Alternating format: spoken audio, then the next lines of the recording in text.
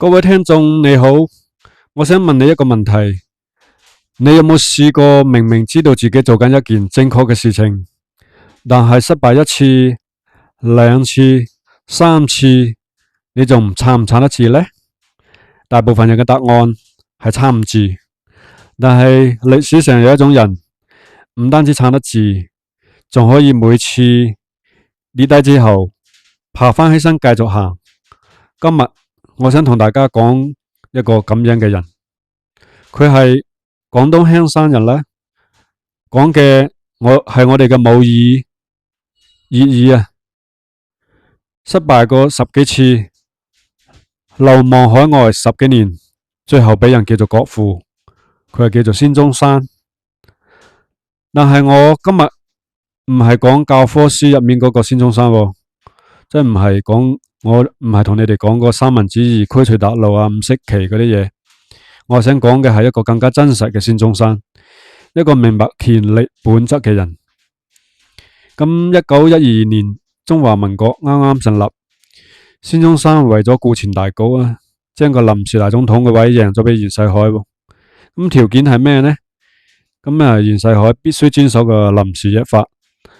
呢個係中國歷史上第一部民主憲法嚟嘅，規定咗總統嘅權力受到國會嘅約束。但係唔出2年，袁世凱就開始違反同埋修改個約法啦。咁解散個國會啊，獨攬權力啊，後嚟仲想恢復帝制添啊，自己做皇帝啊。當時孫中山身邊嘅人激動晒啊，講話我哋要訴諸法律，我哋要起訴袁世凱啊，我哋要通過法律程序去制裁佢。孫中山聽完啊，諗咗一陣，然之後講咗句話，我覺得係中國近代史上最清醒嘅一句話。咁孫中山就講，佢話：你哋班後生啊，仲細啊，未經世事啊，人哋法例都改咗啦，人哋將你嘅憲法都改咗啦，你仲喺個法律入面解決得到事情嘅咩？所以話呢個唔係法律嘅問題嚟㗎。呢句話聽落係簡單，但係背後嘅信息係好大嘅。佢喺嗰一刻完成咗一個認知嘅跳躍，從喺規則嘅框架入面解決問題，跳到規則嘅框架已經失效咗啦。咁個一個判斷，大部分人最容易犯嘅錯誤就係喺框架已經失效之後呢，仍然係試圖喺框架入面揾解決方案，因為個框架內嘅操作係熟悉嘅、安全嘅，係有正當性嘅。咁當時好多立憲派人士啊，仲喺度講話訴諸公論啊，等待國會啊，相信制度啊。佢哋係真心相信制度。咁孫中山呢，係真正理解權力嘅，明白區別喺邊度嘛？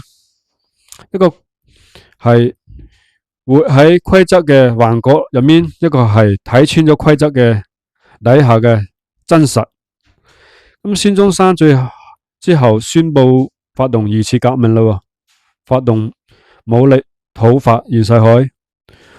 好多人話佢破壞共和，製造內亂，佢要承受呢個道德指控，仲要繼續行落去。結果二次革命失敗咗，佢流亡日本，換咗一般人。呢個時候可能懷疑自己係咪我判斷錯咗呢？係咪我唔應該咁做啊？咁孫中山冇嘅，佢喺日本重新建黨啦，改組成中華革命黨啦，要求每一個黨員都要撳手指模啊，宣誓效忠。咁條件係要比之前仲更加苛刻啲嘅，唔係所有舊同志都係願意跟嘅，但係佢呢，依係會繼續行嘅。孫中山係會繼續行嘅。我講呢段歷史係想講一個道理，真正嘅政治判斷力唔係話你每次都判斷正確，而係你判斷咗就行動，失敗係成本，但係呢個唔係否定行動嘅理由。咁孫中山一生革命失敗咗10幾次，廣州起義失敗，惠州起義都失敗，鎮南關起義又係失敗，等等啊，好多啊。咁每一次失敗都係真實嘅代價嚟嘅，同志犧牲啦，經費耗盡咗啦，仲要俾各個國家嚟通緝添啊，連到香港都唔俾佢入境嘅。咁有一段時間呢，佢喺海外籌款華僑，見到佢都避開添啊，因為同佢捐錢成功率實在太低啦。但係有一件事好奇怪喎，就算佢失敗咁多次啊，仲係有人跟佢嘅。點解呢？我覺得答案係呢個，跟住孫中山嘅人見到嘅唔係佢總係贏，而係佢輸咗仲喺度。呢種人格本身就係一種穩定器啦。無論個局勢係幾個難啊，呢個人都唔會崩潰嘅。對於一個革命者嚟講呢，領袖最重要嘅品質唔係判斷永遠正確，而係判斷錯咗之後仲能夠企得翻起身，俾出下一個判斷。咁宋教仁俾刺殺，袁世廖松靄俾刺殺，身邊嘅戰友一個一個跌低，但係孫中山嘅事業敘事從嚟係冇崩塌過嘅，因為敘事嘅持有者本人係從嚟冇認輸。我哋今日生活喺一個太重視成功率嘅年代啊，做嘢之前都會先問嘅，有幾高成功率啊，有冇前例啊，有冇做成功過啊。孫中山嘅邏輯係咁，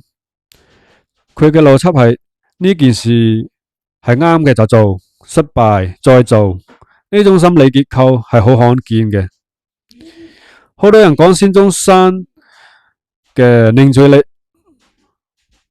會歸結於嗰個三民主義、革命理想啊，或者國父光環，但係我覺得呢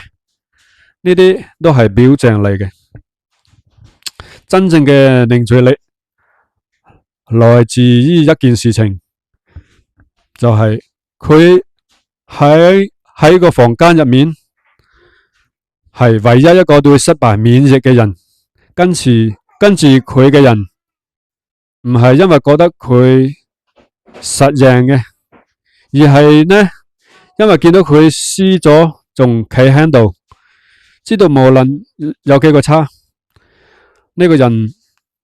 都唔會放棄嘅。你諗下，如果你係一個革命者，你需要嘅領袖係邊種人呢？係嗰種講到天花龍鳳，但係一有挫折就轉身走佬嘅人，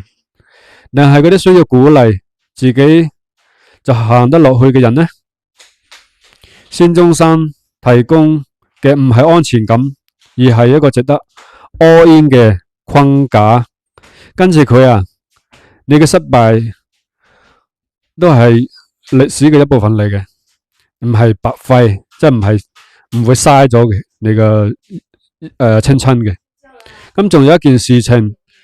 我覺得好重要嘅，孫中山嘅口音，佢唔係